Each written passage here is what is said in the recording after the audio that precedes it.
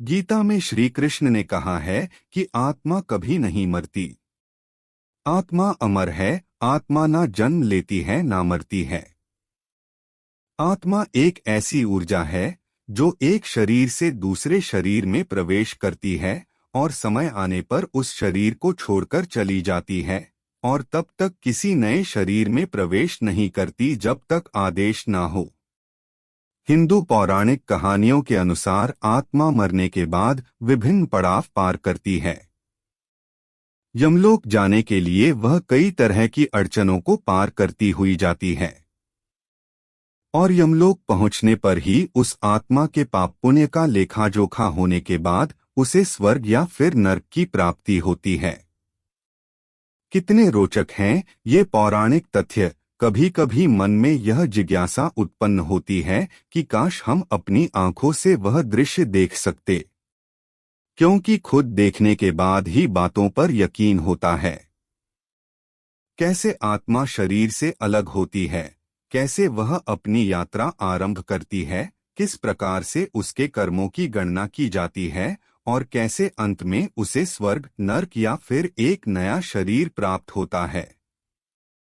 कितनी सच्चाई है इसमें। काश यह सब हम देख सकते, काश महसूस कर सकते। लेकिन एक चीज है जो हम महसूस करते हैं।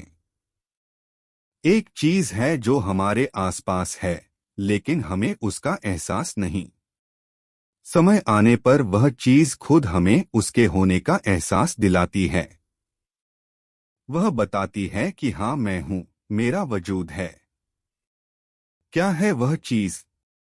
कहां से आती है वह? क्यों आती है वह?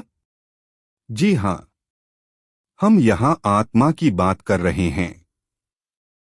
विज्ञान इस बात को नहीं मानता, लेकिन कुछ घटनाएं आत्मा के होने का संकेत दे जाती हैं। आत्मा के अस्तित्व को साबित करने के लिए वैज्ञानिक भी विभिन्न खोज करते रहते हैं।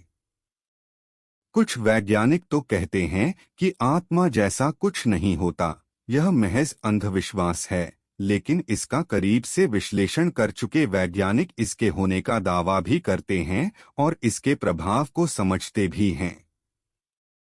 ये वैज्ञानिक कहते हैं कि कोई माने या ना माने, लेकिन आत्मा समय समय पर अपने अस्तित्व को बयान जरूर कर जाती है। एक या दो बार शायद कोई व्यक्ति आत्मा के होने को महज एक इत्तेफाक मानकर नजरअंदाज कर सकता है, लेकिन वह है, इस तथ्य को आप दरकिनार नहीं कर सकते। हिंदू मान्यताओं के अनुसार कुल 4 प्रकार के शरीर होते हैं, जिसमें से पहला हमारा जीवित शरीर है, जिसे जब आत्मा छोड़ देती है तो वह एक पार्थिव शरीर बन जाता है। इस पार्थिव शरीर को छोड़ने के बाद आत्मा एक छोटी सी रोशनी के आकार का शरीर ले लेती है, जिसे सूक्ष्म शरीर कहा जाता है। यह इतना छोटा होता है कि दिखाई नहीं देता, लेकिन यह शरीर हमारे आसपास मौजूद है। यह तथ्य 100% सही है। मुंडकोपनिषद के अनुसार सूक्ष्म शरीरधारी आत्माओं का एक संघ है। इनका केंद्र हिमालय की वादियों में उत्तराखंड में स्थित है। इसे देवात्मा हिमालय कहा जाता है। इस स्थान की तरंगें, यहाँ का वातावरण ही ऐसा बना हुआ है कि यहाँ सूक्ष्म शरीरधारी आत्माएं वास करती हैं। इन दुर्गम क्षेत्रों में स्थूल शरीरधारी व्यक्ति यानी कि हमारे जैसे सामान्य शरीर वाले लोग सामान्यतया नहीं पहुंच पाते हैं। यदि ये कोशिश भी करें तो असफल होते हैं।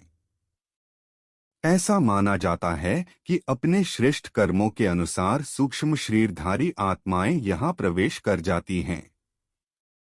जी हाँ, केवल श्रेष्ठ कर्म करने वाली आत्माएं ही यहाँ आ सकती हैं। बुरी आत्माओं के लिए यह स्थान अनुकूल नहीं है। यह भी कहा जाता है कि जब भी पृथ्वी पर संकट आता है, नेक और श्रेष्ठ व्यक्तियों की सहायता करने के लिए यही श्रेष्ठ कर्म करने वाली आत्माएं पृथ्वी पर आती हैं। लेकिन क्या साइंस इस बात को मानता है? दरअसल वैज्ञानिकों ने इस मामले में किए गए शोध के जो परिणाम प्रस्तुत किए हैं, वह हैरान कर देने वाले हैं। आत्माओं पर शोध कर रहे वैज्ञानिक मार्टिन गार्डनर का कहना है कि इस संसार में हर दिन हजारों व्यक्तियों के साथ ऐसी छोटी बड़ी घटनाएं घटती रहती है जिसे महज संयोग या अपवाद मानकर खारिज कर दिया जाता है। लेकिन क्या यह सच में कोई संयोग है, या ये आत्माएं ही हैं जो अपने होने का एहसास दिलाती हैं? मार्टिन का कहना है कि हर किसी को तो नहीं, लेकिन ये आत्माएं कुछ लोगों के साथ संपर्क जरूर साधती हैं। वे क्यों आती हैं और किस उद्देश्य से आती हैं, यह कहना बहुत मुश्किल है। उनके आने का उद्देश्य को समझना हम आम मनुष्य के बस में शायद नहीं है, लेकिन वे आती हैं, यह तो तय है। मार्टिन ने कहा कि आप यकीन नहीं कर पाएंगे कि कैसे ये आत्माएं हम मनुष्यों से संपर्क साधती हैं। इनके पास कुछ ऐसी शक्तियां हैं जो इंसानी शक्तियों से मिलकर संपर्क बनाती हैं। दरअसल साइंस की भाषा में ये शक्तियां कुछ खास तरंगे हैं। मार्टिन के अनुसार आत्माओं के पास ऐसी तरंगे हैं जो उन्हें हमसे जुड़ने में मदद करती हैं। इन तरंगों की वेवलेंथ यानी तरंग दैर्घ्य लगभग एक समान होती है।